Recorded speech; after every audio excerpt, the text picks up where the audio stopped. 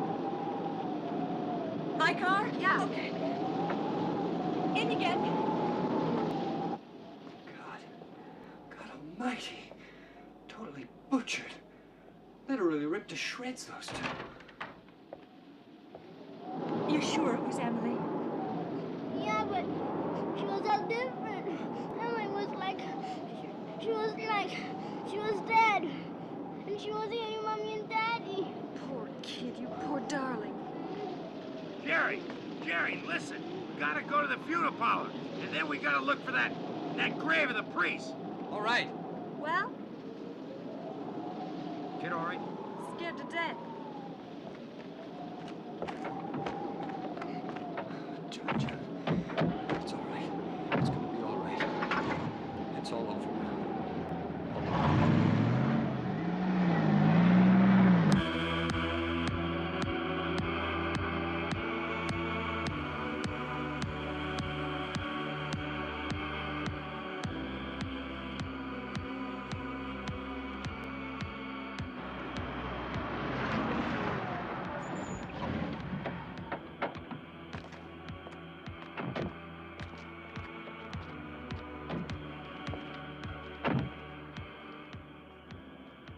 Now listen, Sandra. Go to the studio with John. Stay there and don't let him out of your sight. Yeah, sure. Not for any reason. Listen, Jerry, we better get a move on. We only have a couple hours before All Saints' Day. God knows what else could happen.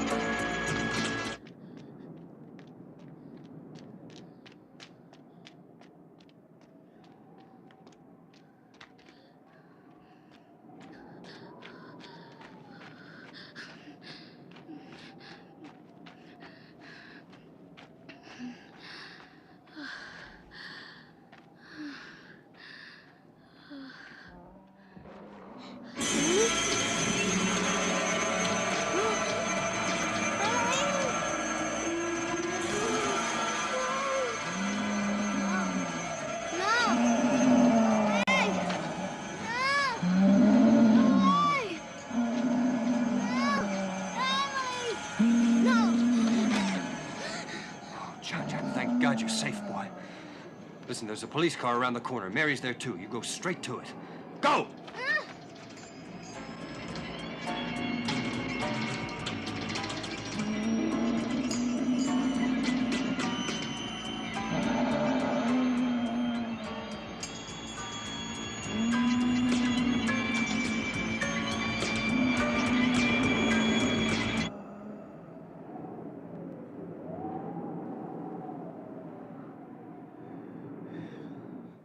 Yeah, I'm in car 2 with Sheriff Russell.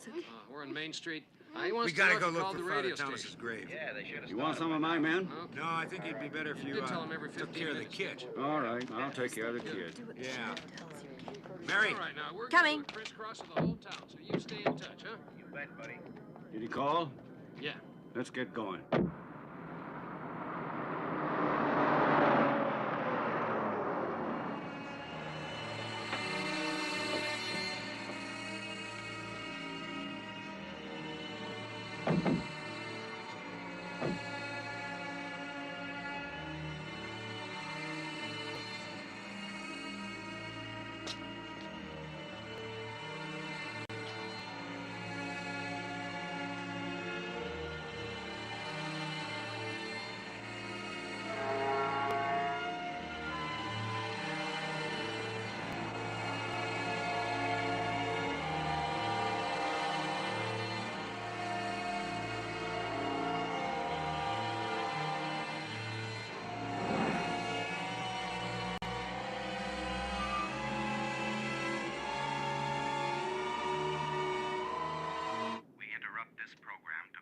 Special broadcast.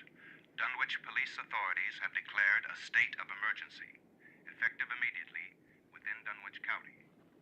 All citizens are requested to return to their homes as quickly as possible. In case of necessity, contact this station, Radio WDWC. The telephone number is 825-8881. All citizens are urged to remain calm and to follow all instructions to the letter. Are you telling me what's going on? The dead are leaving their tombs. Oh, that's a load of crap. Crap or not. I'm taking my money. I'm closing my doors till tomorrow morning, and I'm not opening for anybody.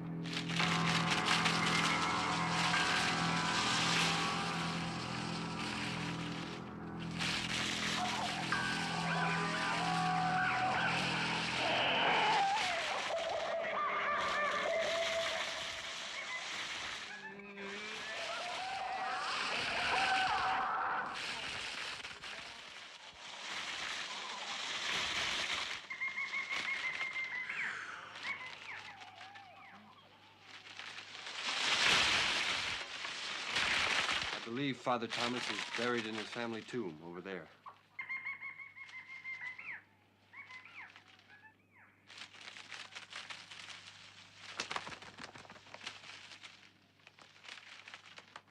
Guess what? It's All Saints' Day.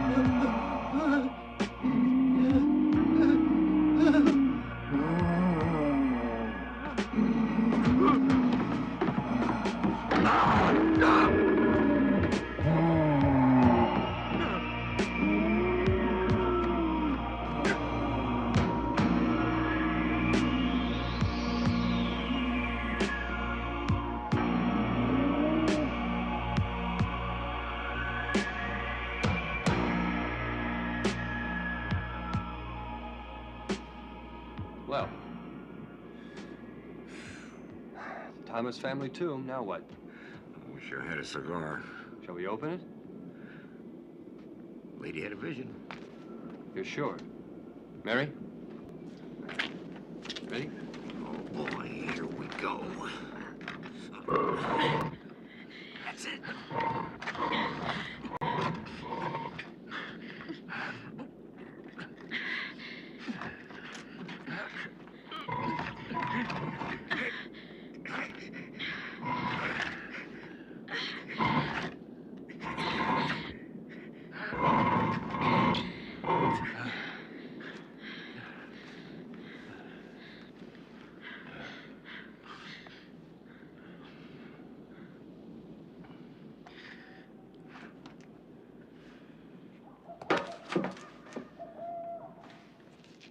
Be careful.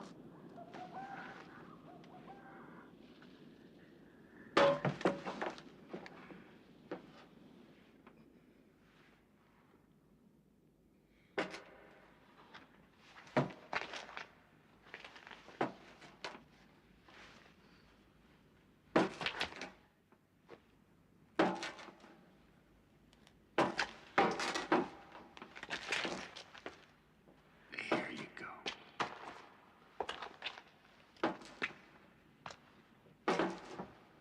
Thanks.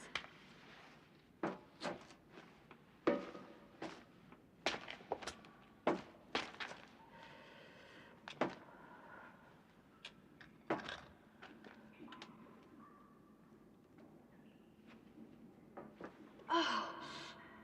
Oh.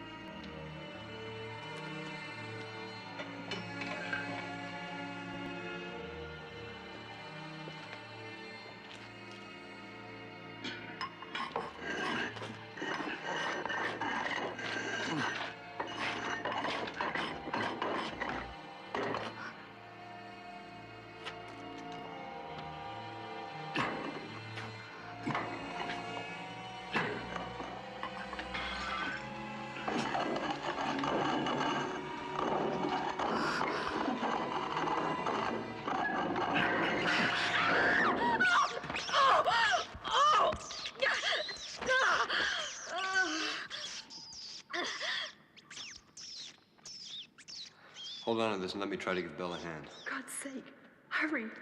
It's past midnight.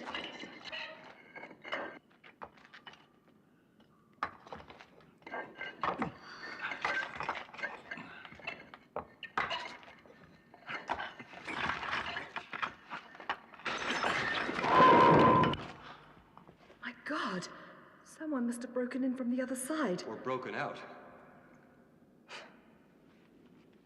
Well, now what do we do? I want to go take a look. Give me a hand.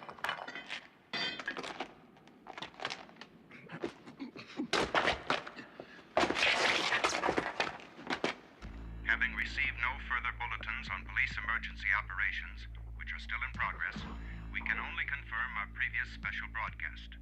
Citizens are requested to remain in their homes. Under no circumstances should anyone try to reach the state turnpike. We repeat, do not panic. Remain in your homes. Stay tuned to WDWC for further bulletins. For those who have just tuned in, we repeat our previous bulletin. Dunwich police authorities have declared a state of emergency, effective immediately within Dunwich County. All citizens.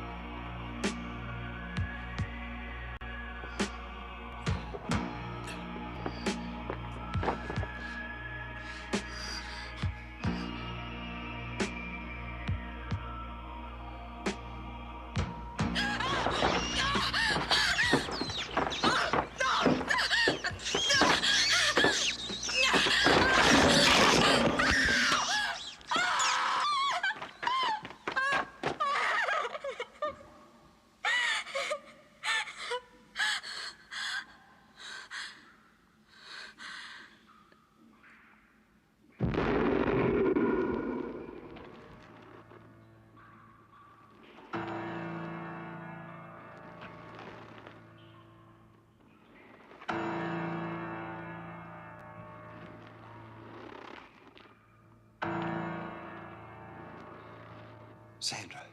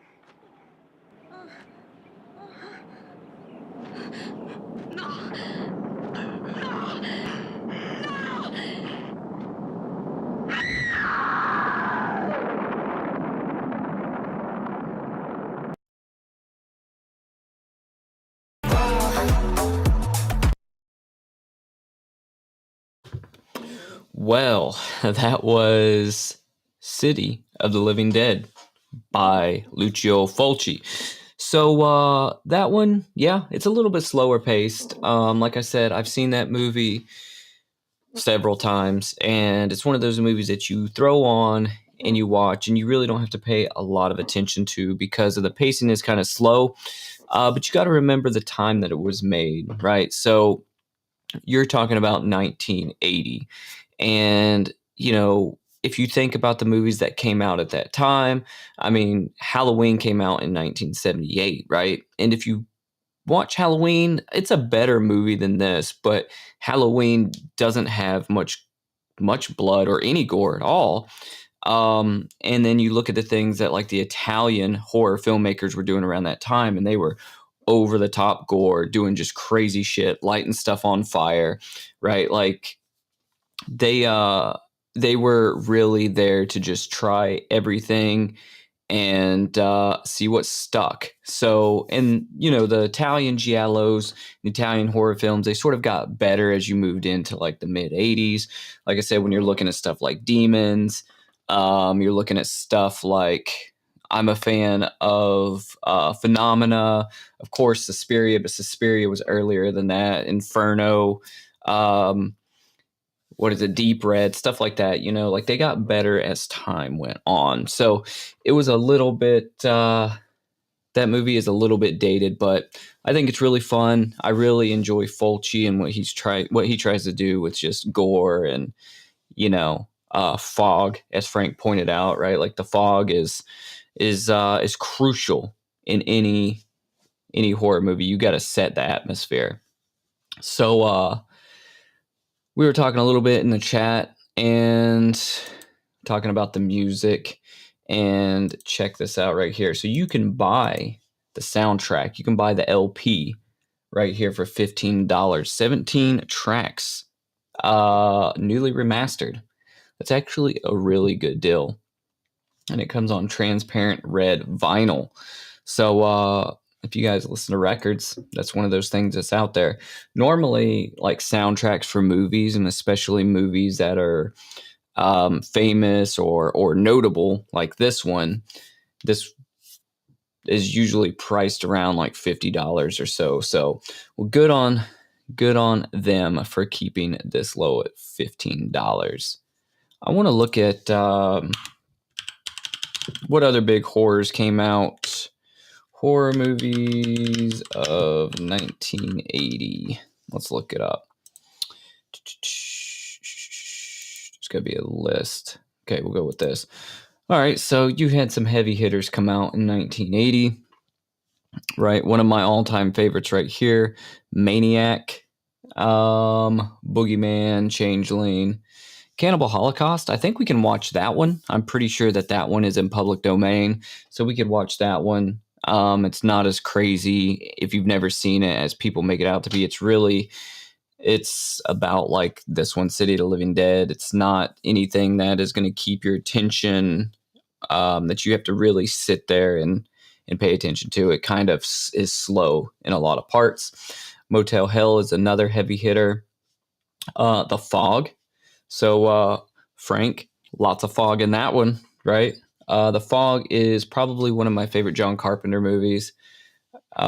Big fan of that one. The remake, I can't remember much about the remake. I was thinking The Mist for a second, but no. Yeah, the Maniac is really good. You know, I even really, really like the remake. Not this remake, but the remake with Elijah Wood is just freaking phenomenal. Inferno, here we go. Just talking about it. Got that one right here on VHS. Another one of my favorite Italian horror movies. Fade to Black. I talked about this in one of the previous streams. If you guys have never seen Fade to Black, this is a fun one. This movie is really, really underrated. It's on AMC Plus, so it's probably on Shudder. I would recommend watching this one. I don't think we can watch this one on stream because I don't think it's in the public domain. Death Ship. That's another solid one. Prom Night, honestly, it kind of sucks. Kind of sucks. You got Friday the 13th, which is not the best Friday the 13th film, in my opinion. Friday the 13th is a weird franchise for me because I think that the best in the franchise is the 6th iteration. Friday the 13th, Part 6. Jason Lives. That's my favorite one. Still a very important film, Friday the 13th was. What else do we have here that was notable in a heavy hitter? Of course, The Shining, right? So you had a lot of really good stuff coming out in 1980. I didn't realize that this many movies came out that year, but still, even so, right? Like all these movies I'm naming, of course, there's probably some in here that are a little bit more like on the gore side and stuff like that, but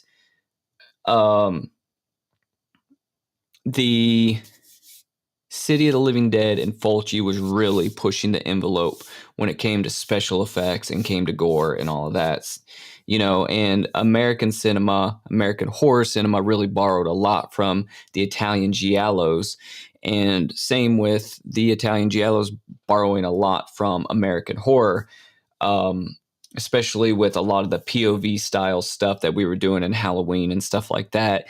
And a lot of slashers, a lot of those slasher tropes came from giallo films. You never want to watch the original Friday the 13th, like you've never seen it, or you just never want to watch it again? Or you just mean it's just one of those movies you never care to put on? I mean, it's really not that great. I mean, it's okay. It's like I said, it was an important movie. It's part of the franchise, but it's not the least interesting one, but it's ranks down low on the list. I need to do a franchise ranking of that to just get it out of the way. Yeah, I was gonna say I'd be very surprised if you haven't seen it. You just mean that you just never want to watch it. I see what you mean. What else is here? City of the Walking Dead. That's what this poster says before I blow it up. And then it says Nightmare City. Alien Dead. The Awakening. Yeah, there's some good stuff that came out. What I always hate is when I find a movie that has like a rad name or like a rad title and then it just sucks. I don't think have I seen this? Funeral Home?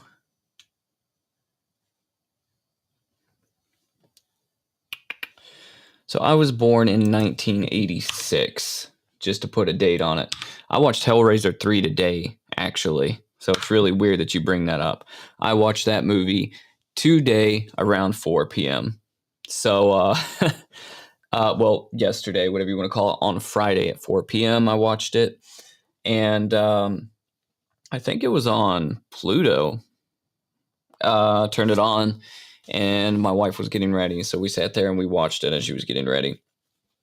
And I gotta say that, like, I know we were talking in the stream the other day that I'm not a Hellraiser fan, and that's because I've never watched the entire Hellraiser franchise. I've seen the first few. I've never watched the middle section. I think there's like 11 films, and I've watched like 1, 2, and 3, right? And then just the other day I watched the remake, came out in 2022, but from 3 to like the 11th film, I haven't seen any of them, or at least none of them are memorable to me. So Hellraiser is one of those movies that, like I said, if I had the chance to watch something else, sort of like you with Friday the 13th, I would watch something else. And it's because there was some truly creepy moments in it for me as a kid in the first one. But I just really, if it was like Hellraiser or Jason, like Pinhead or Jason, or like Pinhead or Michael Myers, or Pinhead or Chucky, I would always choose the other one before I would choose Pinhead. And I think it's because I always felt like Pinhead was like the epitome of like cringy BDSM shit. And, so I just never really got into it. But I need to go through and I need to rewatch the entire franchise. And that would be a good franchise ranking, except that there's 11 freaking films. So that would take like a month to watch all of those, especially since it's not something I'm extremely excited about. But yeah, the third one, I didn't hate it. It was just it was a goofy horror movie, and I'm not sure when that came out. When did that come out? Hellraiser 3. It had to be in the 90s, right? Because you have the Cinebite with the CDs. Hellraiser 3 came out in 1992. Like I said, I didn't hate it. Yeah, it was on Pluto, says right here. So that must have been where I watched it. Hell on Earth. Yeah, it was actually kind of fun. You had the J.P. Monroe guy right here. He ran the nightclub, and there's the freaking Cinebite right here. Can I make that bigger? I didn't want to go to Amazon. Took me to Amazon. Let me see. Let's go here. There we go. That one right there in the middle. He has CDs in his head, and he takes out CDs and he throws them, and it slices through people. Pretty goofy. And then this guy right here, he has like a camera lens on the side of his face that's also like a gun and like a freaking pneumatic punch or something, because he punches that through somebody's head. They must have had some money to make that movie, because that whole scene right there where the Cenobites are walking down the road like you're talking about, there's just like explosions going off everywhere. It's you can tell that they had to put some money down just to do that. Yeah, it's goofy. I really liked it, and it's kind of interesting because it might be telling about me, but like I watch movies like this, and you see Pinhead, he's in that statue thing. I don't know if there's a better word for it, like that totem in that dude's apartment, and he eats that woman. That J.P. Monroe guy is like sleeping with. He eats the woman, and that guy gets all scared, and he's like, no, that's evil, that's evil. And Pinhead's basically like, you work for me now, and he's all like, no, I don't. I would be like, listen, we can work together, Pinhead. I can feed you people that I don't like. We can do this. We can be a team. I can feed you. You can grant me my wishes or whatever it is that you guys do, and work out for both of us.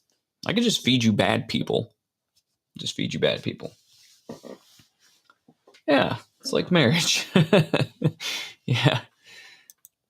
1986.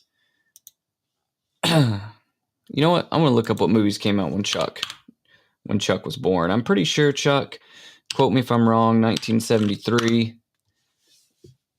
Is that what you said? That one day. Oh man, you had some freaking heavy hitters come out in 73. The Crazies. The Exorcist. So that's the big one right there. Which Dracula is this? Is this the... Okay, I don't know about that Dracula. I don't think I've seen it.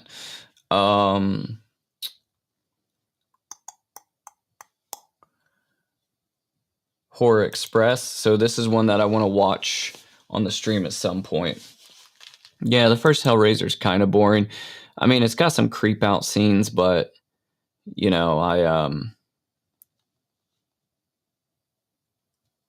I like I said, I need to go back and I need to watch them. And now for the screaming. Let's go back to 86. So you had some good movies come out, Chuck. 73 was still kind of a little bit early for horror because that stuff really, I don't want to say early for horror, but like they were still sort of being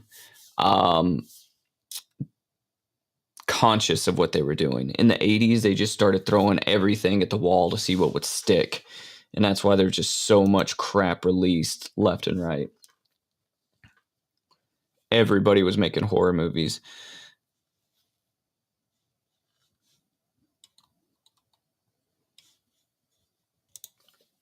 Let's go to this IMDb page. That'll probably give us a better. Let me zoom in here a little bit. There we go. All right. We got The Fly, Aliens, Friday the 13th, Part 6, Jason Lives, the best one in the series.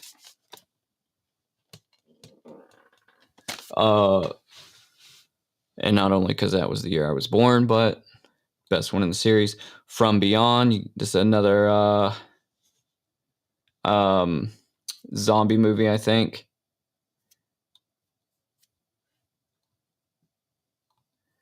Henry, Portrait of a Serial Killer. You know, I've never seen this movie right here. I've always wanted to sit down and watch this, but every time I sit down and watch it, I'll watch something else. So I need to see this. I might do a review on the channel of this because this is just one of those movies that is obviously old. It's 30-some years old, but it's a movie that I've been wanting to see. I've just never seen. TCM 2, Night of the Creeps, Terror Vision, The Hitcher, House. Chuck, if you've never seen House, these are really good. They're comedy, but they're just funny. House and House 2, The Second Story. These are both really good. They're silly. They're sort of like The Burbs in a way. Maximum Overdrive. We're just talking about this on the community post. So Maximum Overdrive is a movie that I loved as a kid.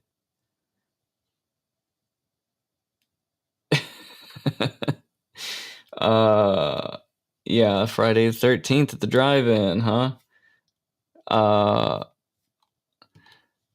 Critters, April Fool's Day, Class of Nukem High. So let's talk a minute about this. So as a kid, right, the Toxic Avenger. I used to watch the Toxic Avenger cartoon, and as a kid, I watched the Toxic Avenger movie, which I probably shouldn't have seen. So the reason I'm saying all that is Class of Nukem High is a trauma film, and Lloyd Kaufman, you know, I love everything he's done, even though a lot of his movies are they're comedy, horror, sci-fi movies, and they're just goofy as hell. But I remember having Toxic Avenger action figures, and it's crazy that the Toxic Avenger got a cartoon because the movies were just obscene and they were definitely not made for kids. But somehow they adapted the movie into a kid's cartoon. Wild. Demons 2, Demoni 2, however you want to say it. This one is not very good. Demons 1, though, by Lombardo Bava, is a solid movie. Slaughter High, it is ridiculous. Poltergeist 2. Poltergeist, man, those are just because of like what happened to that little girl and stuff from the first one. Those are just sad ass movies.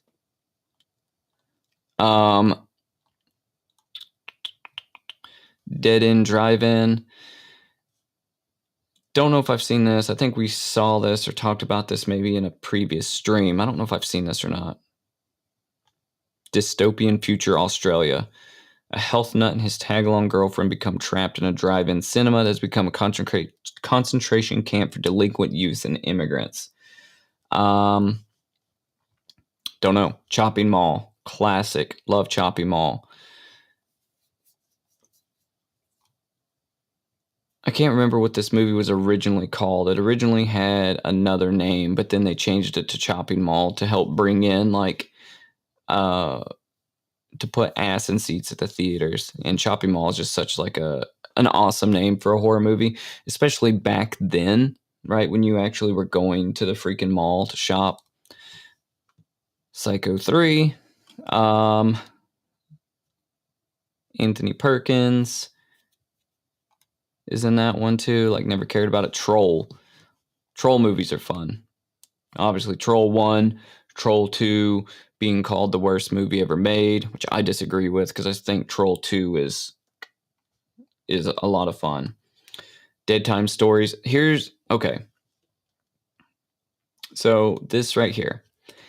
Dead Time Stories horror anthology where a babysitting uncle tells his nephew 3 horror stories about a killer witches, Little Red Riding Hood, and a werewolf, and Goldilocks and the 3 Bears. So Dead Time Stories, this is what I was talking about when I say that there's movies that have these gnarly titles, these really good titles, and they don't live up to them. Dead Time Stories is one of those. It's an anthology movie, and honestly, it kind of sucks, and the stories in it kind of suck. The poster's really rad, and I've started to buy the poster so many times because there's this poster, and then there's a different one that looks a little bit cooler, but I just can't do it because the movie's that bad. So Trick or Treat, this is a really good one if you like metal horror. I think we did on the old Cinema Creep, we did a podcast talking about this movie, but I want to do like a horror metal ranking on this Cinema Creep where I'll rank some of the top metal horror movies, and Trick or Treat is a fun one. So if you've never seen that, it's ridiculous. Killer Workout, never seen it. Witchboard, it's a middle of the run kind of movie. Sorority House Massacre, it basically is what you think it's going to be. It's just sort of like a schlocky. It's fun, but it's nothing special. Vamp, I've never seen this. I probably need to watch this because this is another one I see, and I always look at it, but it's just like I'm kind of ignorant, and I look at that, and nothing about that cover makes me want to watch it. So you're talking about Goosebumps or Are You Afraid of the Dark from when we were kids, right? So loved Goosebumps. I like the books, and it's funny because Brandon, Boom Squad, I actually call him Slappy. I tell him he looks like Slappy. So Goosebumps were good. I watched Are You Afraid of the Dark. I can't really remember any of the episodes off the top of my head. I remember one where there was a kid in the mall and he like got sucked into like a pinball machine. But yeah, I watched all that stuff as a kid, read the Goosebump books, and that was my childhood. Goosebumps, Are You Afraid of the Dark, Twilight Zone with my mom, Monsters with my mom, and Alfred Hitchcock's Presents with my mom. Like I talked a little bit the other night on the stream about my parents. So I'm talking about when I was little. So I'm talking about elementary school and middle school and then high school. My parents got divorced and they both moved away, and they sort of said, okay, well, good luck, asshole, and left me when I was 15. Because that's what good parents do, right? But other than that, like I have good memories watching like horror stuff with my mom when I was a lot younger. She got me really into horror and through Alfred Hitchcock Presents, Twilight Zone, and the Monsters. So I try to get my son into Goosebumps as well, like the old episodes when he was younger, because he's already like aged out of that now, being 13. Those are really made for like younger kids. But I think he liked the live action movies with Jack Black. I remember us watching those. I had a friend that was in the first one. He played one of the monsters.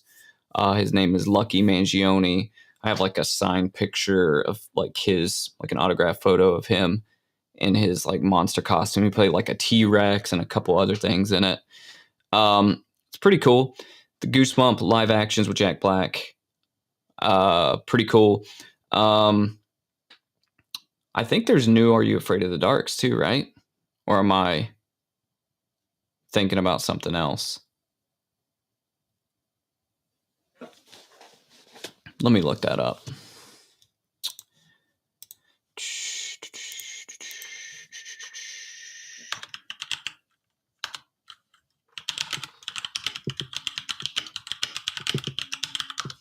All right, here we go.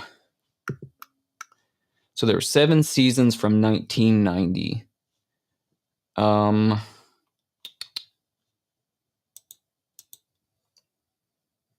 Okay, so new Goosebumps show with Justin Long. Okay, so I thought there was a Goosebumps. Maybe that's what I was thinking of. New series. Okay, so look, there was a Are You Afraid of the Dark in 2019 that ran to 2022.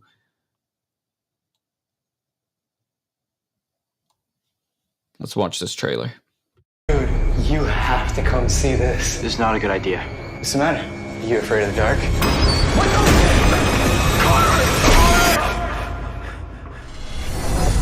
Have you heard from Connor? No. Should I have? No one's seen him all day. He's a leader of the Midnight Society. He would never bail on us like this. What is that? Maybe it's a shadow, and it's following him in every single photo.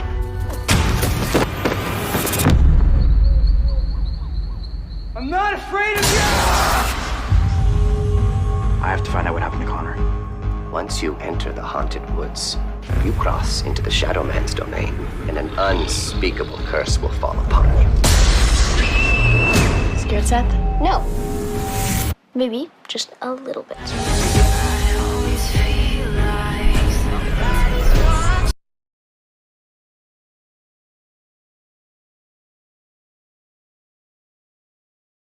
All right, so that was really laggy on my computer for some reason. I have no clue why. But, I mean, obviously not made for my age, it doesn't look like. But, I mean, it could be cool, you know, like, especially if you have older kids, getting them into horror, you know, through something like this would be, you know, okay to do. My son does not care about anything horror, surprisingly.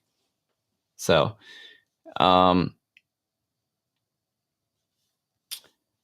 it looks good. I mean, it looks like it's shot well, you know. It's got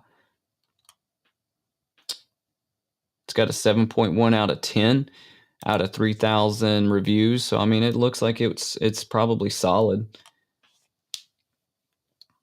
I like that they can still make stuff like this for kids, and you know, good entry level stuff for kids.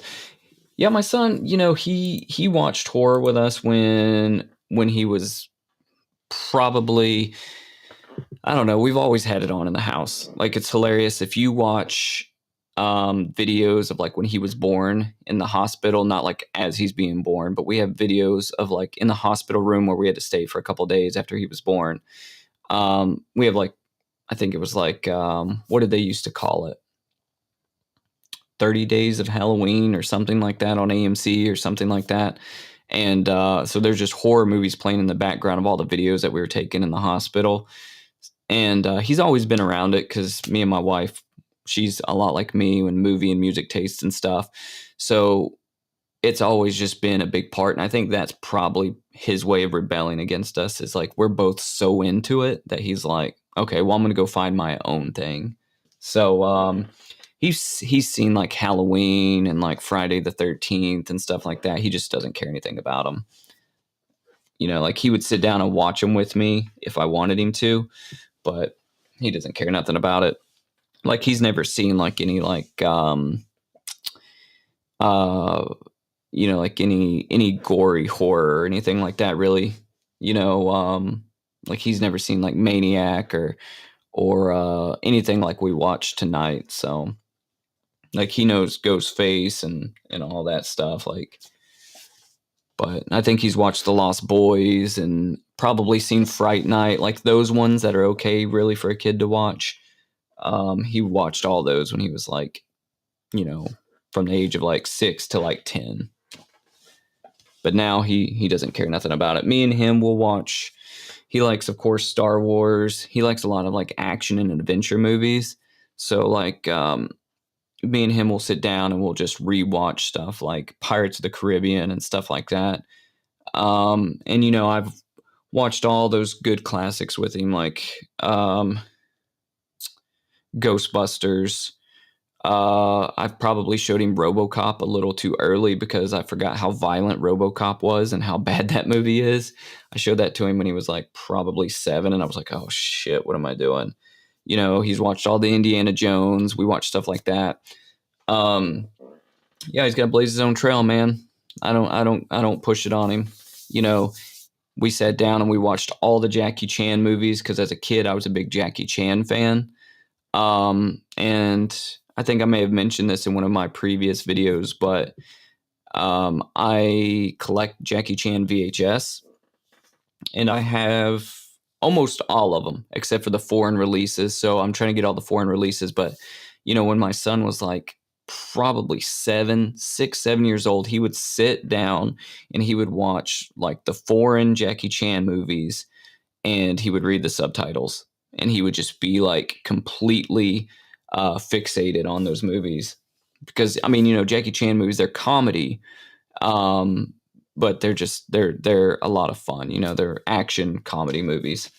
And you know, if you're like my age, you gotta love stuff like those stupid 80s action movies, whether they're Jackie Chan or whether they're RoboCop or like Rambo or Bloodsport or Rocky or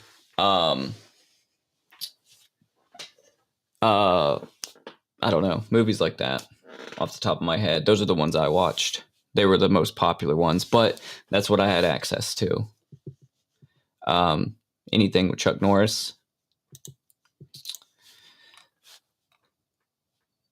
Entrails of a Virgin. Wow. 1986. So, members of a film crew making a softcore porn are dismembered by a demon in a warehouse. This is like a Japanese movie. 4.2 stars.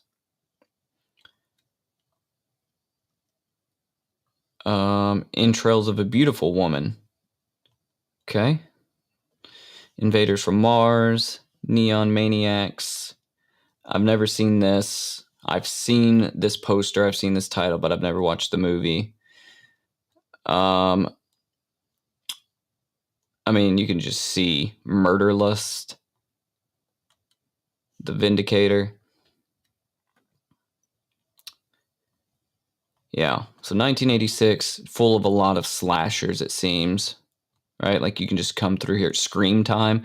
Probably another thing, I've never seen this, suffers from a super rad name and probably doesn't live up to the name. I mean, look at the freaking poster. Is that like a skeleton and like a werewolf or zombie down here or something? That's funny. Truth or Dare. I assume maybe that's the one they made the remake of. But yeah, 1986. The year of the slashers, it seems. So,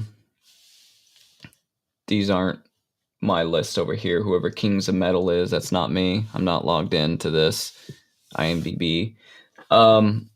So I talked a little bit about this in the community posts, and I guess since we're here on stream, I want to talk about it a little bit more. So I talked about doing some, I have seen Idle Hands. Idle Hands is one of those movies it's a classic. It's one of those that, you know, it's like a rite of passage for the 90s. It's been a long time since I've seen it, though. Let's look it up. Devin Saya, Seth Green. Let's see. I was just having a conversation with my wife yesterday, I think, talking about how much I like Seth Green. He's always just be one of those characters that's been in so much stuff and just been around and really played like a pivotal role in my childhood, just because, you know, things like this, things like idle hands get nothing done. It's true. Should be a work slogan. What else? He was in Robot Chicken. Why am I drawing a blank about everything Seth Green was in right now? God, man's been in so much stuff. He was in that 70s show. Let's see. Oh, man. Oh, God, this movie right here. So, me and my wife, we watched this movie for the first time probably a year ago. And this movie made me hate Macaulay Culkin. Never had a problem with Macaulay Culkin before, but this movie made me hate Macaulay Culkin. And you could not pay me. Like, you could pull $500 out of your pocket right now, and I would not sit down and watch this movie. This is probably one of my most hated movies of all time. And it's not because of the subject matter, it's just because it is so damn bad. And Macaulay Culkin and Seth Green, they are so freaking obnoxious in this movie. I'll never watch it ever again. The singer of The Offspring, did you know he's a pilot? And he also has like a PhD, I think. His name's like Dex something. He's like a PhD in something, and or like a doctorate in something, and he's also a pilot. I'm trying to think of, oh my gosh, this movie. It just keeps coming up on screen. All right, here we go. Obviously Family Guy, that's not what I'm thinking of.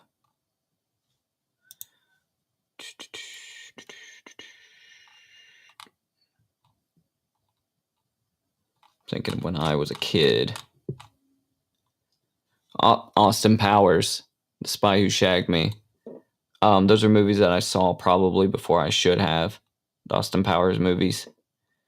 I mean, I was 11 years old watching Austin Powers, which was normal back then, but I couldn't imagine showing my son like Austin Powers at like 11 years old. He still hasn't seen it. And I'm waiting for the time when I feel okay to show him Austin Powers. I think that's the kind of movies that made me have as dry humor as I have. Austin Powers, Dumb and Dumber, like we talked about. This movie, Airborne, I love that stupid movie. It's about inline rollerblading. Loved that as a kid.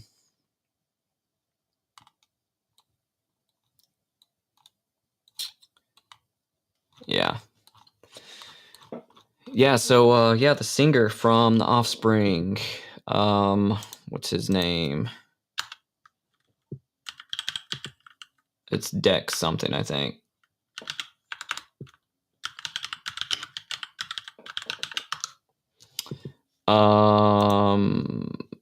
Dexter Holland. Let's see. Music career, science. Doctoral student at the Laboratory of Viral Oncology and Proteomics. Let me see. Where is his?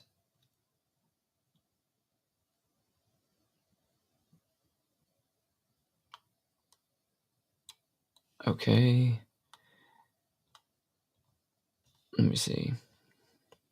Licensed pilot. So he's a licensed pilot. Oh crap, what did I do?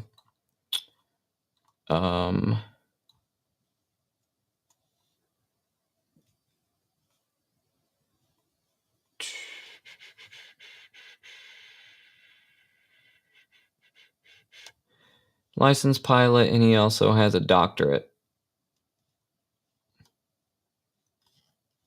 in something. Okay, let's look that up.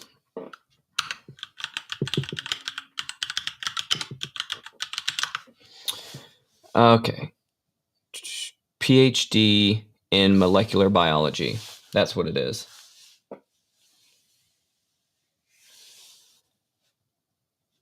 And he's also a pilot. And Greg Gaffin from Bad Religion has a PhD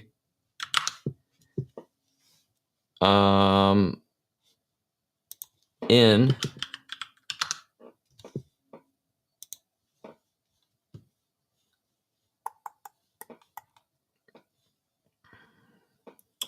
Greg Graffin obtained his PhD in zoology at Cornell University and lectured in courses in natural science at both the University of California and Cornell University.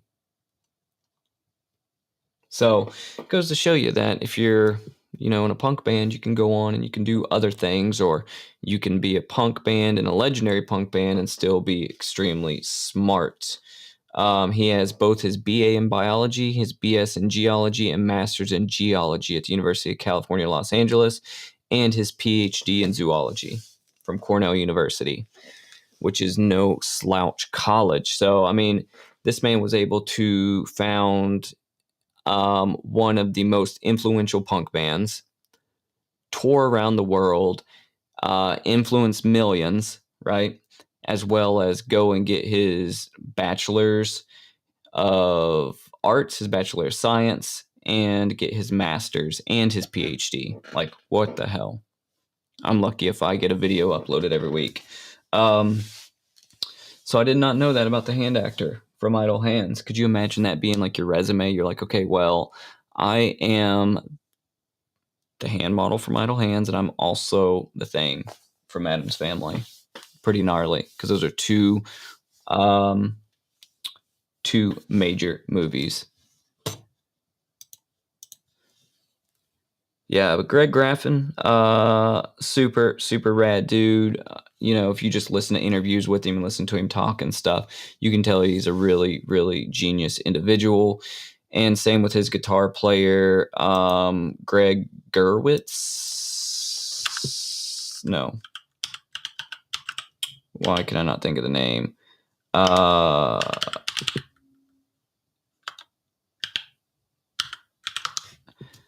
Here we go. Brett Gerwitz. What am I thinking of? He started Epitaph Records, which is a major, major record label back in the day. So, he's gone on to do, or he's done a lot of different things. Not gone on, but he's done a lot of things. Like I said, Epitaph Records being a huge label from the early 80s up until now, and then you've had a lot of big bands. Here's a lot of the bands that were on there. A lot of big bands come through that label. Look at this. And then former bands, big bands like Alkaline Trio, Agnostic Front, Bring Me the Horizon at one time, Bouncing Souls. There's all kinds. Distillers, Every Time I Die, Gallows. Like, there's a whole lot. Madball. You're talking about Rancid. A lot of bands that were influential in their own right. Thursday. A whole lot of bands on here. So really cool that he's gone and done all of that. They have a good book that Greg Graffin wrote called Do What You Want. Brain Scan. Yeah, let's take it back to horror. So Brain Scan is rad. Chuck, have you ever seen Brain Scan? It is a ridiculous horror movie.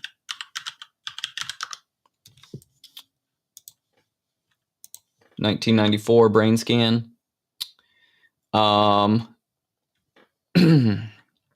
A teenager is part of an interactive video game where he kills innocent victims. Later, the murders become real.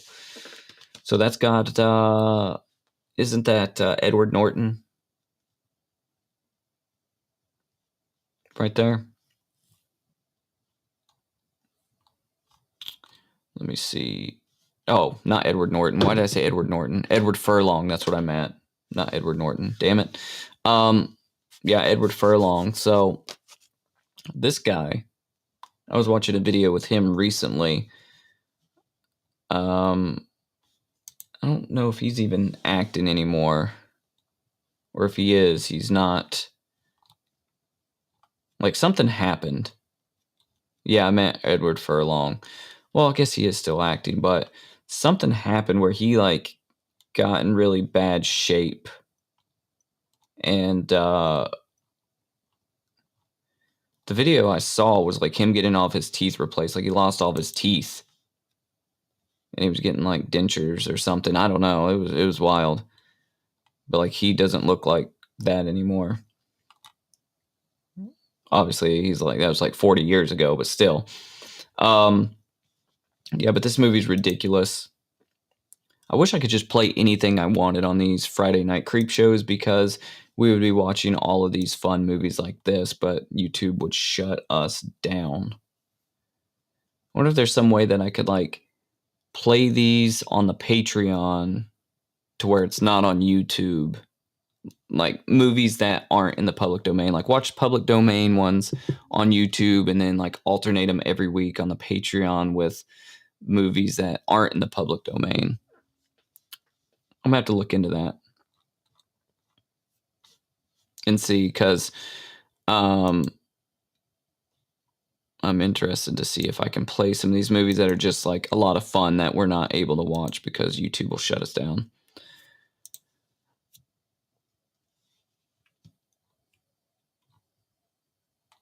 So let's see what horror is coming out over the next month, and then we'll probably wrap up this stream here. So I saw the TV Glow. This is coming out. I've seen this and I've wanted to watch the trailer for it, and I've meant to do a trailer reaction to this. I just haven't even watched the trailer yet. So maybe I'll have that come out this coming week. Yeah, the actor that plays Trickster is pretty cool. He definitely looks very 80s. How he has, like, the shaved head and, like, the curly, I guess I'll call it a mullet. Chuck, you like the Mad Max movies? If so, you got Furiosa Mad Max Saga coming out May 24th. I like the previous Mad Maxes, you know, all the way back to the originals. So this could be worth, actually, this is the kind of movie you want to go see in theaters.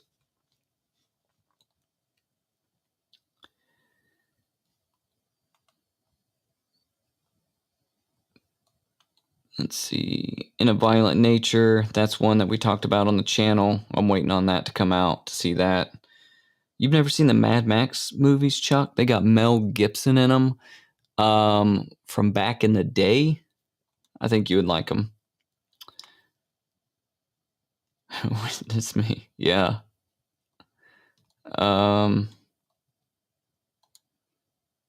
Russell Crowe's The Exorcism is coming out.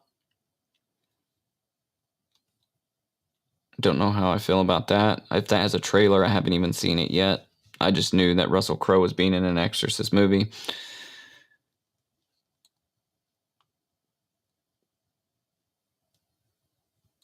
Lord Humongous. Yep. Yeah. Chuck, you should watch the Mad Max movies. Quiet Place Day 1. And here we are. Here's the big one right here. Maxine, right here. Here's what I'm waiting on.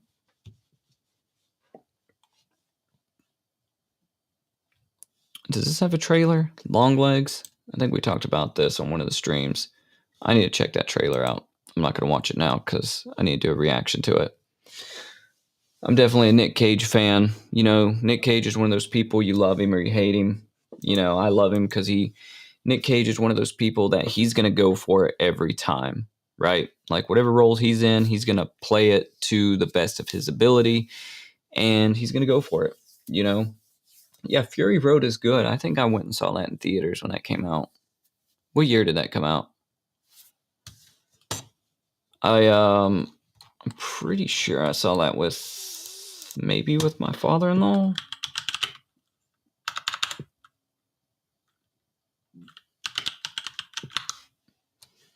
Yeah. 2015. Yeah, I went and saw this with my father-in-law in theaters. I think it was him, and I don't know who else was with us. But it was cool. You had that guy, you had the guy on that, geez, what's it called? It's a dude playing the guitar with the flamethrower. And then you had those guys on those, like, springy things. Those springy things, you know, they were on the end of them, and they were doing that thing.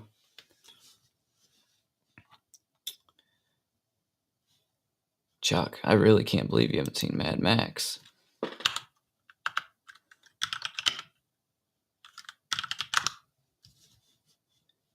Let's see.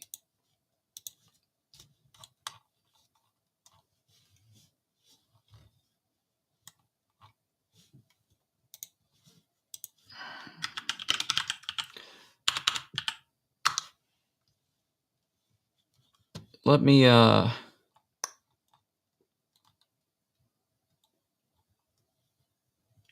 let's watch the official trailer for Mad Max before we end this stream, like the 1979 version, Chuck, just so I can show you.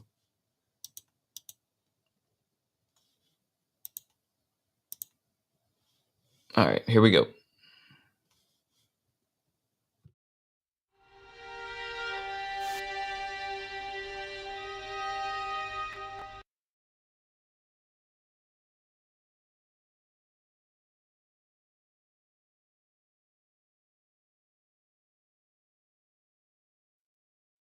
Tomorrow, in a world gone mad. The only law will be a renegade squad of suicidal cops. He's my prisoner, and he's not walking out that door. And the open road will be controlled by gangs of glory roaders.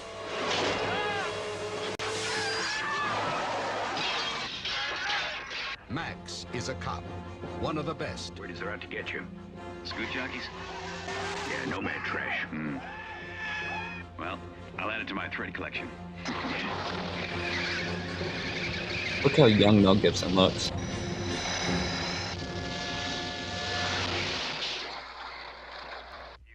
You made the news again. Who was he? Don't know. Just another glory roader, I guess. Toe Cutter is a glory roader, one of the most sadistic. Anything I say. Anything you say. What a wonderful philosophy you have. Take him away. I want my baby. You've not got a sense of humor. Please, don't hurt my baby. You've got a pretty face, though. Both want the other dead.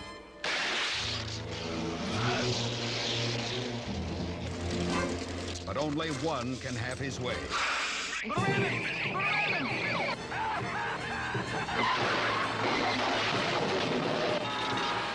Mad Max.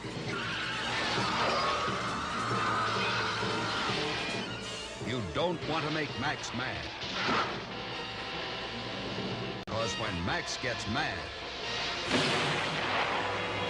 he gets even. American International presents Mad Max, the maximum force of the future.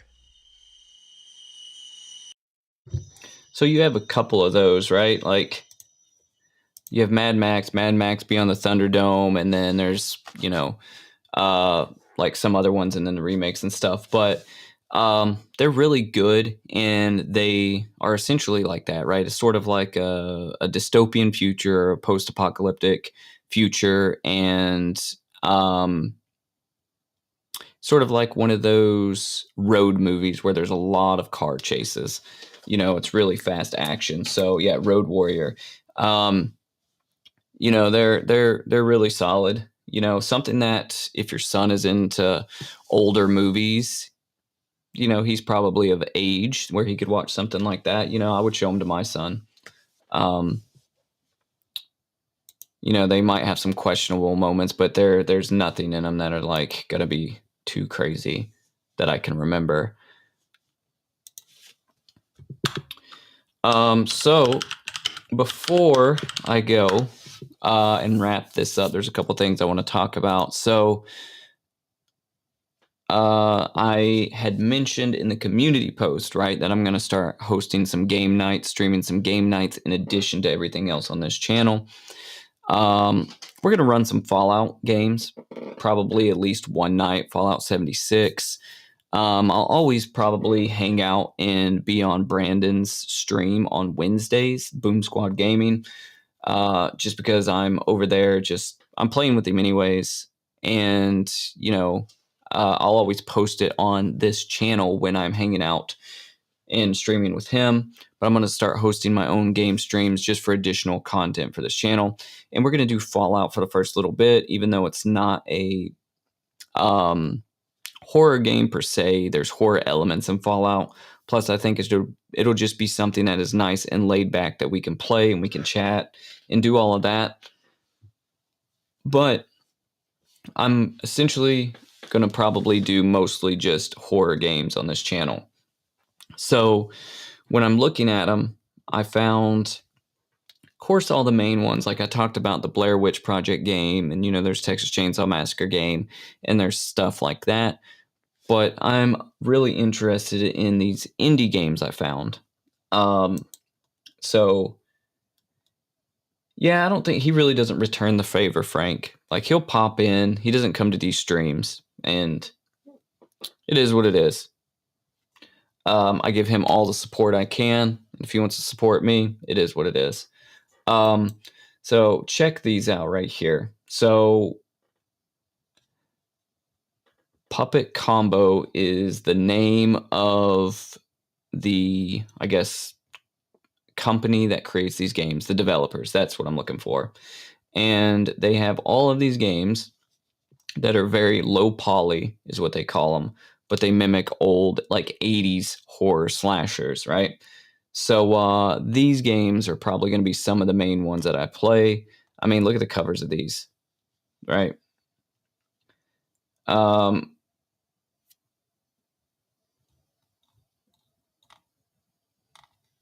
Yeah, Chuck, I know I should come to your streams, but I need to come in and at least turn them on and talk every once in a while. So Chuck, he does South Carolina sports.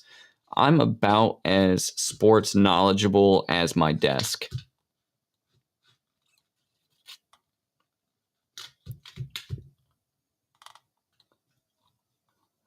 But I need you to send me the text, Chuck. If you text me every time you stream, I'll be in there at least to say hey. Yeah, but these games right here, they are probably what I'll be streaming. They're like, I don't know. I mean, look at this. This is a couple bucks right here. I think it's like $8 or $10, $15, and there's a couple developers like this, and they're very like low poly, like PS1 graphics. I mean, look at this. So these will be fun to play and just go through, and they're probably short games.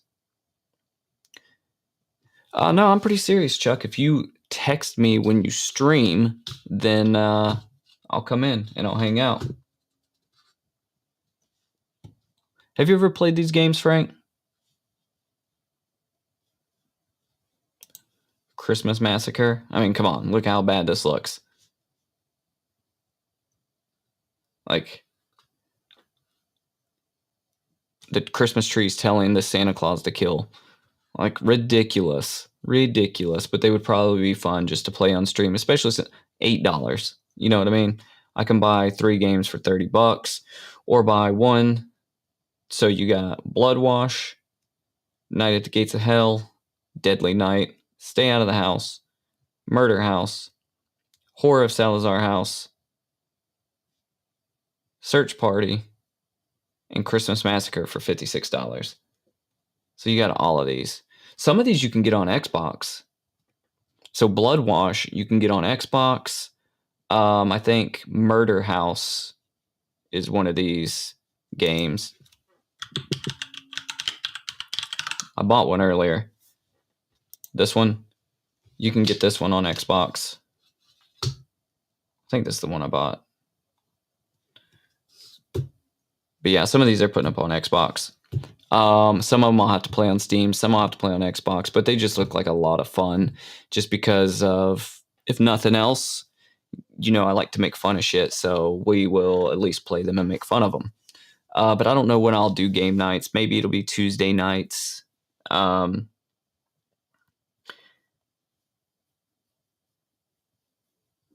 Yeah, I mean, you got our Activision named. You can get in and you can play with us. We're always looking for a fourth. You gotta get on mic though.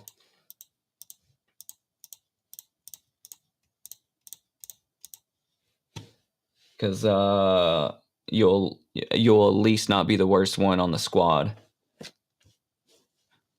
Because like I said, I don't really I don't game that much. I just started back after, like I said, taking a 10-year hiatus. And like I said, it really shows. The mechanics are completely different. And now, when I used to game was Xbox 360. That's when I was hardcore into Call of Duty. It was the original Modern Warfare 2.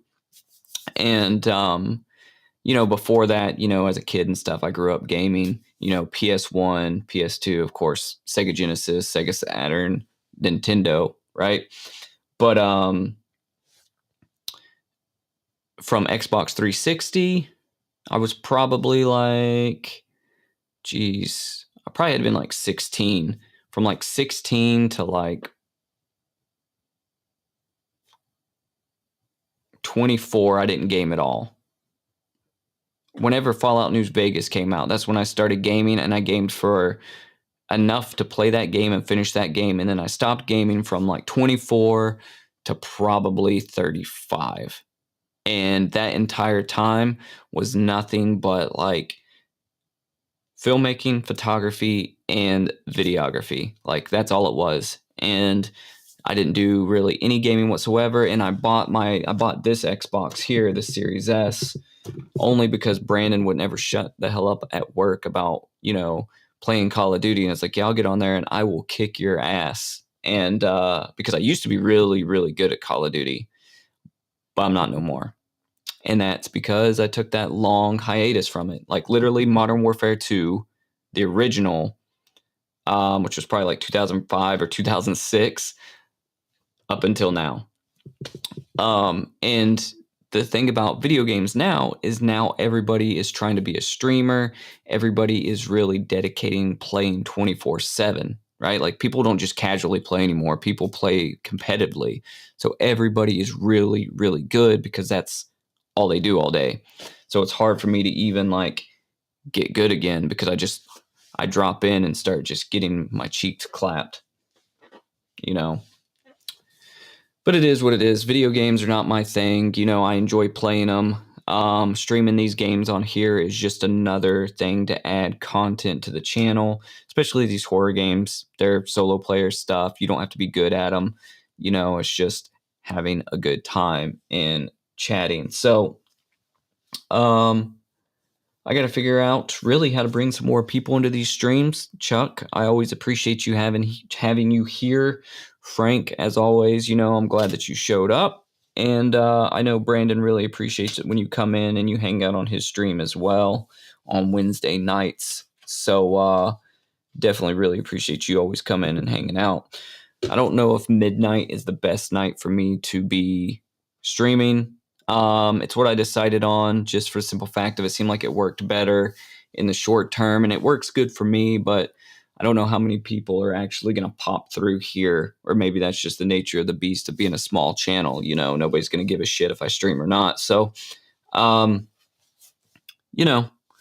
so Brandon, he streams one thing he's got to figure out is he needs to figure out that he needs to stream at the same time. So that's something I need to talk to him when I see him tomorrow. But he needs to stream the same time every Wednesday. It's usually later at night, so it's usually between 10 and midnight is when he'll start. But he needs to figure it out. But if you want, Chuck, I'll send you a text next time he's streaming. And if you want to pop in and hang out, usually playing Call of Duty. I don't know what he's wanting to play this coming Wednesday. Like I said, he plays all kinds of stuff. If he tells me to download something, I'll try and download it. But I think he's going to hop in on Tuesday evening with me, and I think we're going to stream some Fallout 76. He's never played Fallout before. I've never played this version of Fallout 76. So I think we're going to do that on Tuesday night. And I'll post it up. I'll post it up in the community post. So just watch out for those. Whether I'm playing with Brandon or whether I'm streaming over here or I got something going on, I'm always going to post it in the community tab. So if you see those, then you'll see when I'm streaming.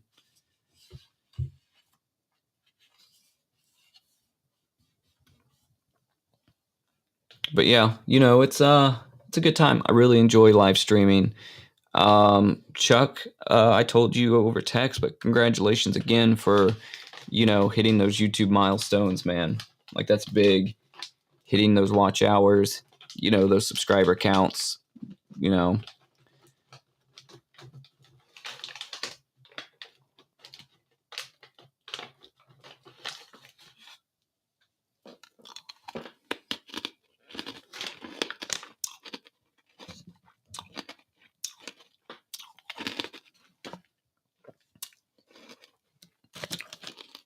freeze-dried sour Skittles.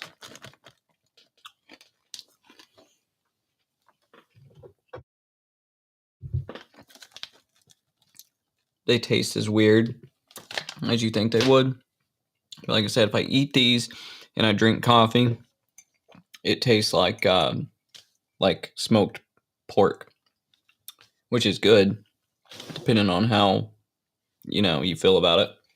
But it's also weird.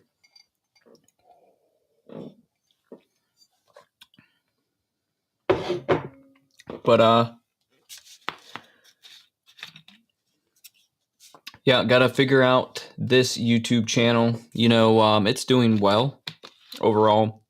I think I'm sitting at like 220 subscribers, and it's picking up good. The watch time on this channel is good. The videos do all right for only having like 200 some subscribers.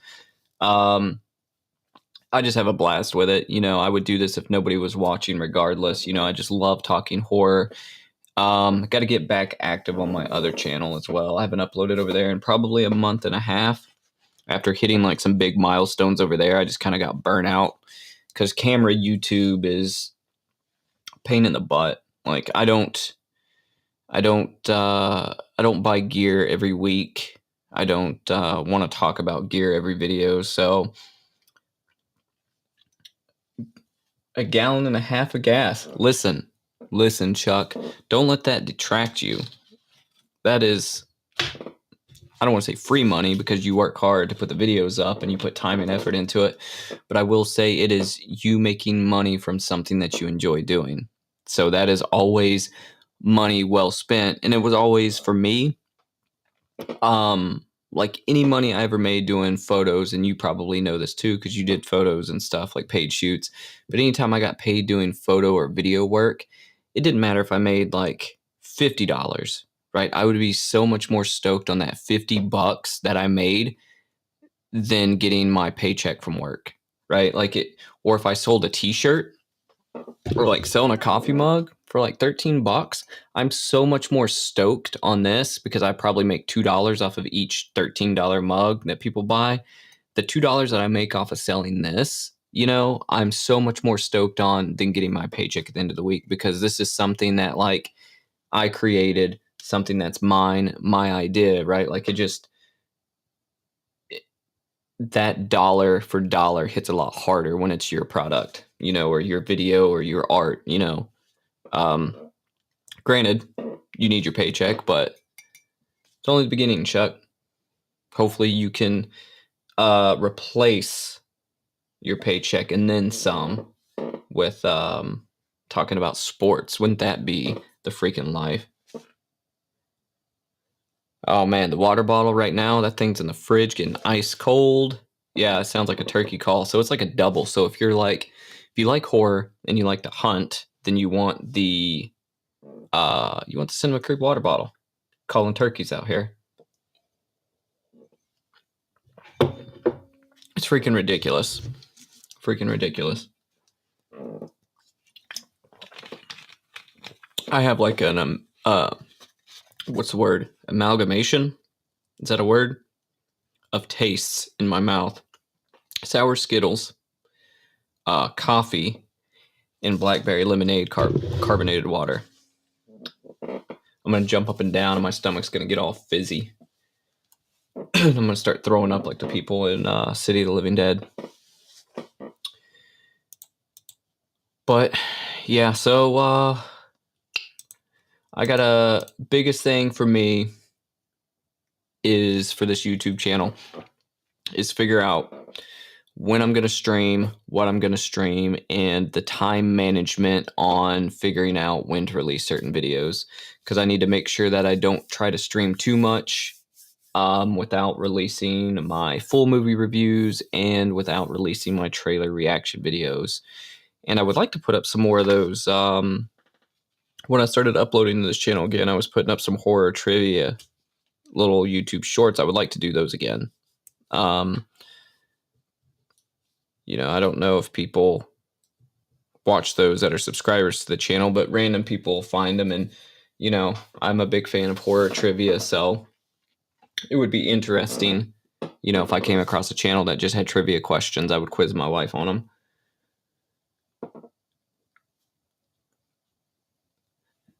Yeah, I got the trivia music.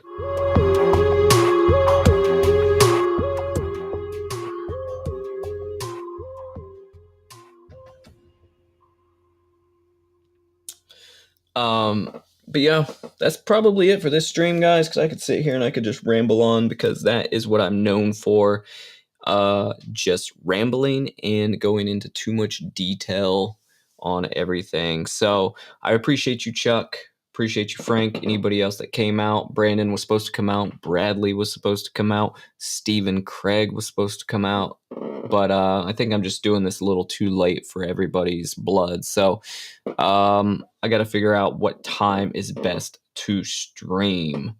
So Chuck, I kind of know your hours a little bit. Well, I know when you work. I don't know what else you do, but Frank, what hours are best for streaming for you? Is this the best time, or is earlier better, or what does it look like for you guys? I'll ask you here as well as post up another post in the community tab asking people. I bet Saturdays would be a good time to stream, but I work Saturday nights, so I feel like Saturdays would be probably optimal, just for the fact of I think people are just dead on Friday nights, or they're going out on Friday nights. I think Saturday nights more people are just hanging out in the house. So you're up all night. Yeah. I'm a third shifter, so my life is nighttime.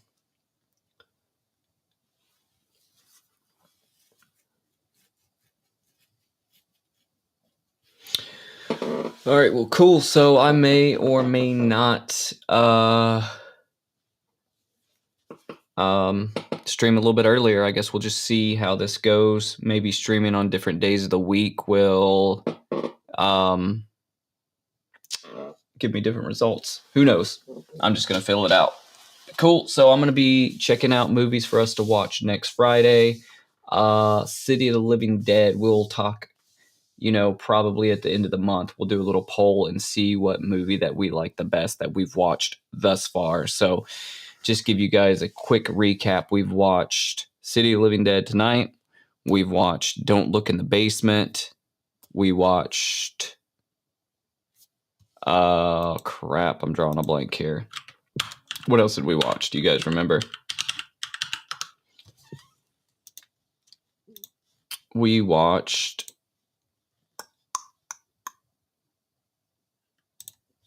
All right, let's check this out. We watched City of the Living Dead, Don't Look in the Basement, Drive-In Massacre, and I Drink Your Blood. 42 people have gone back and watched Don't Look in the Basement. It's wild. Wild. that many people have gone back and watched that video, especially since we were on stream for like almost 3 hours. Well, cool. So yeah, I thought the movie was good. Like I said, it's a film that I've seen before and that I liked. City of the Living Dead, Lucio Fulci, the Gore Master, 1980.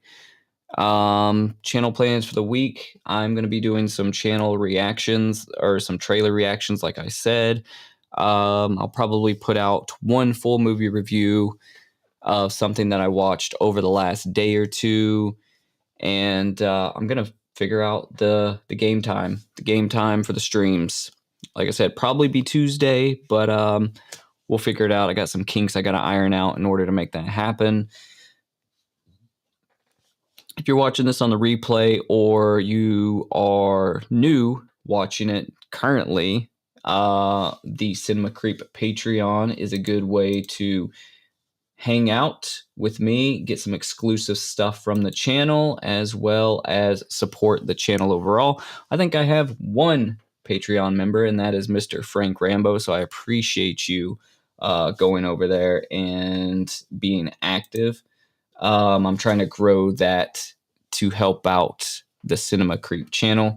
I'll probably be putting out more and more like exclusive videos over there. So, for example, doing stuff like maybe we just did the Texas Chainsaw Massacre franchise ranking videos. So doing like supplemental content to videos that I put out. So, for example, ranking all the Leatherfaces or ranking, the title cards to each Texas Chainsaw Massacre, or just talking more in depth about things, or just putting out exclusives like the VHS thrift haul, putting those videos out over on the Patreon for the Patreon members.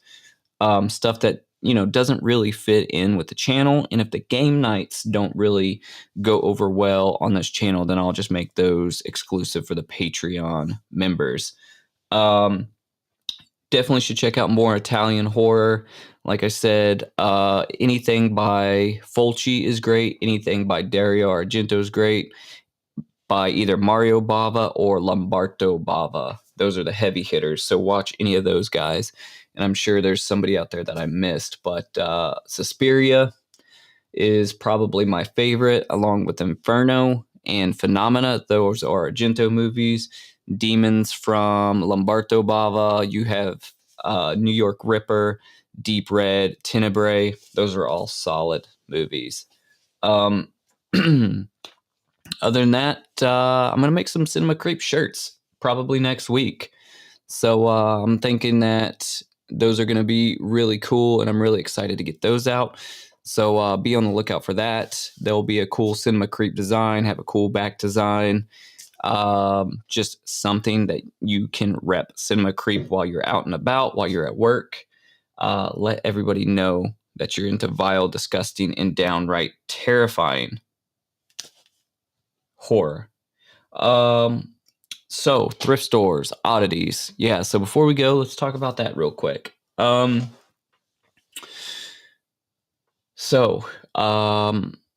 Yes. So we go to thrift stores, we go to antique stores, and we do what we call Thrifting Thursday. Me and my wife.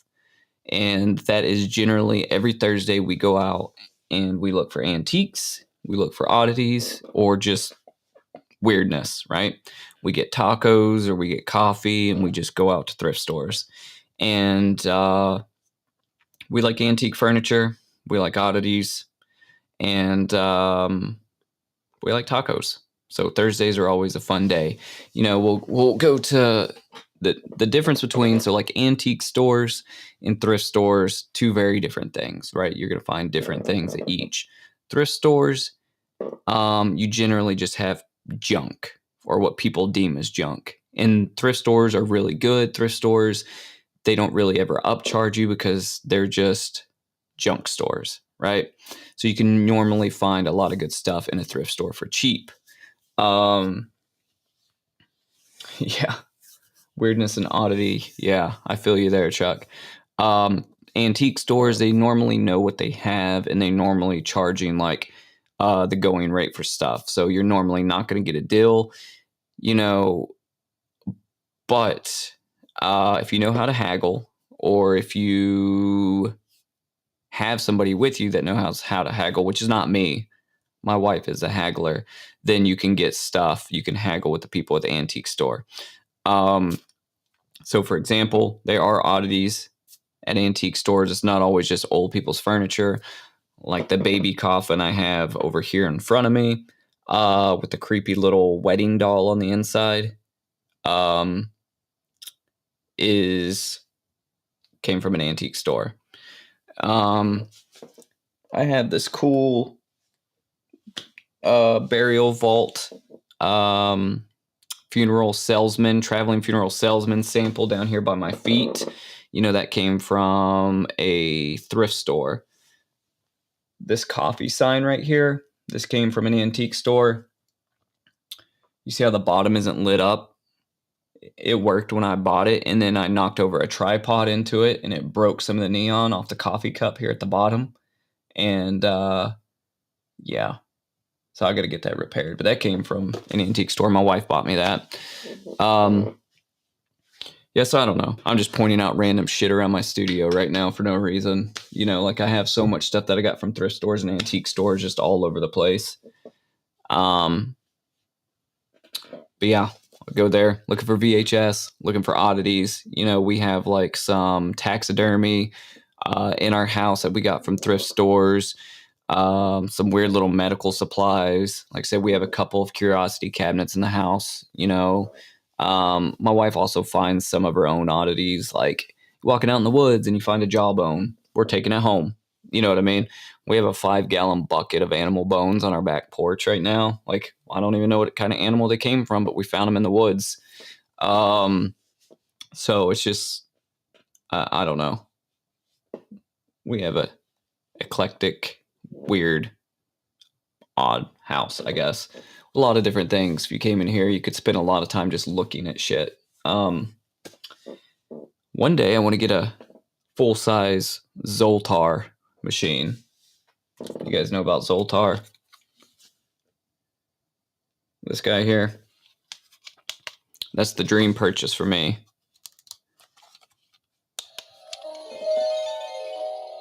Hear your fortune from Zoltar.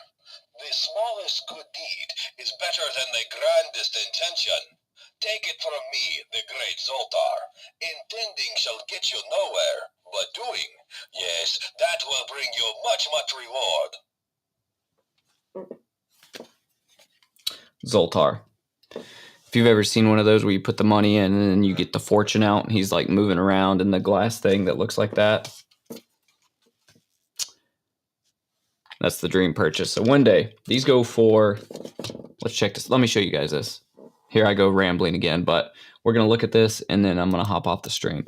Yeah, sort of like the TCM house. I just need some chickens and some cages all over the place.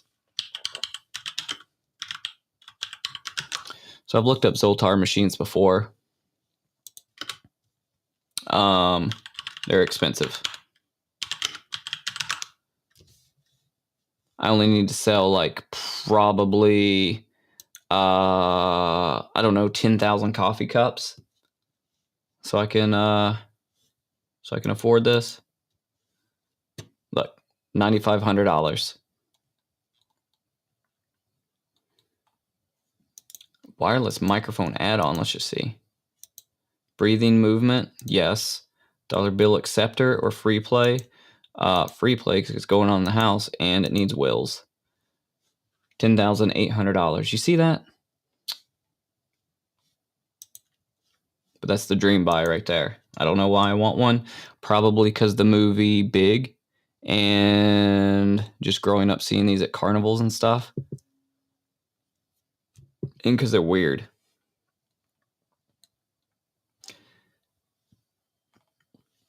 I mean, come on. Talking function with 16 different spoken messages. Eye movement. Arm waving over crystal ball movement. LED lighted ball. 2,000 fortune cards with 55 different fortunes. Come on now. 4 attracting messages. So he's going to rope you in 4 different things. Oh, look at this one. I almost like the other one better, but this one is $13,000. You see what I would do if I had money? I need that YouTube money. This is the kind of shit I'd be buying. I'm not trying to buy a Lambo. I'm trying to buy a freaking Zoltar machine.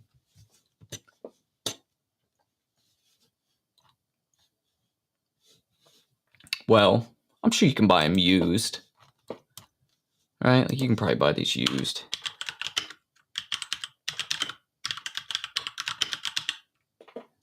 Yeah, let's look.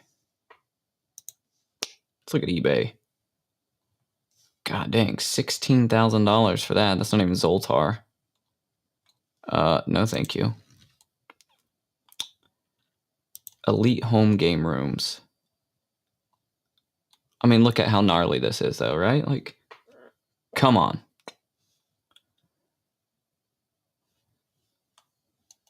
Oh, okay, so check this out. So Zoltar fortune-telling machines inspires a sense of nostalgia for many who remember its appearance in movies and arcades. Olaf Stanton and his team at Characters Unlimited build every Zoltar by hand in his shop in Boulder City, Nevada.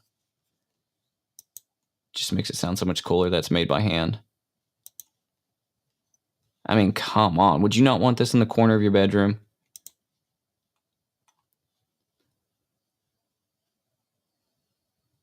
I mean, you're in there cuddled up with your wife and you look over and Zoltar's in the corner just letting you know that everything's okay.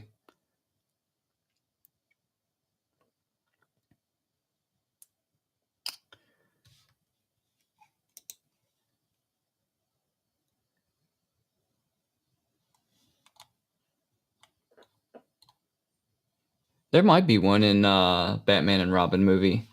I haven't seen that movie in forever. Might be another reason. I loved all those Batman movies.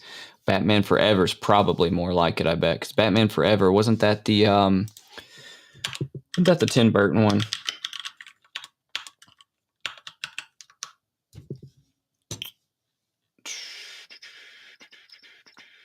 No, this is a Joel Schumacher one. Val Kilmer. This one's equally as weird though, because it says Jim Carrey as the Riddler. Batman Forever.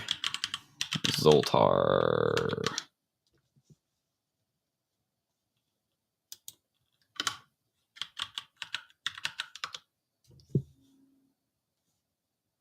Yeah, whatever this is. Wait. Excuse me, would you mind taking a picture of us? Oh, no problem. Thanks. Ooh, yes, problem. You need Verizon. Get the new iPhone 15 Pro with tons now of that you storage, say that, I so kind you of can take all the pics. Trade in any iPhone in any condition and get iPhone 15 I love how I Pro just said on something us. about big, and Only now they're Verizon. giving me freaking ads up here about big. Oh, this is big. Yeah, so I know this scene.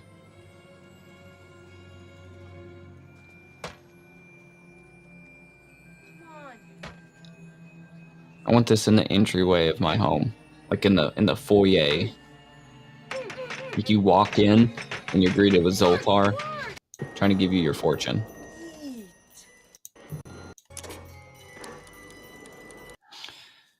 That's the dream. That's the dream.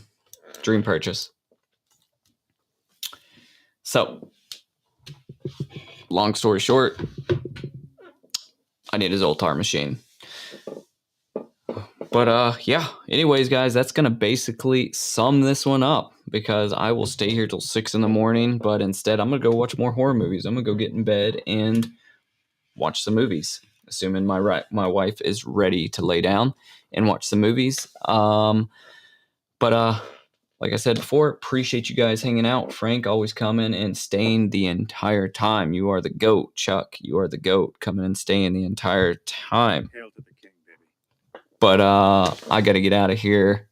Or like I said, I will stay all night. So appreciate you guys. I look forward to hanging out with y'all this coming week. Tuesday stream, Wednesday stream, and our Creep Show Friday night streams. Chuck, while you're at it streaming this week, send me a text, man. I know I'm not the best at checking my phone. send me a text and I will turn your stream on and come in and hang out. Maybe I'll learn something about sports ball while I'm there. As always, you guys stay creepy, and I will see you on the next one. See ya.